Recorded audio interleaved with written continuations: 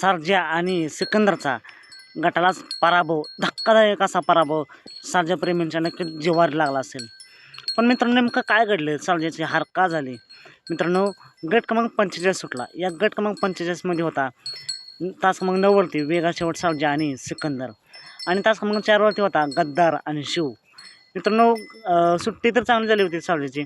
सुट्टीपासून ते निकालाशीपर्यंत चांगली गाड्या पाहिल्या, पण जशी निकालाशी जवळ आली तशी सर्जाच्या गाडीला निकाल रेषेवरती थोडी स्पीड कमी लागली आणि डबल टाप टाकला गद्दार आणि शिवनं.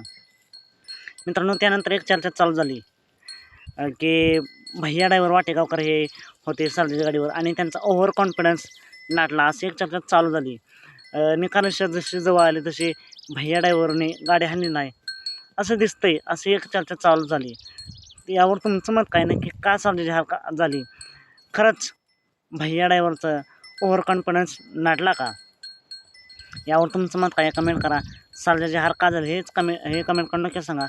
आजच्या मैदानासाठी सेमीसाठी गद्दार आणि शिवला खूप साऱ्या शुभेच्छा, तसेच सर्जा आणि सिकंदरला पुढे मैदानासाठी खूप साऱ्या शुभेच्छा.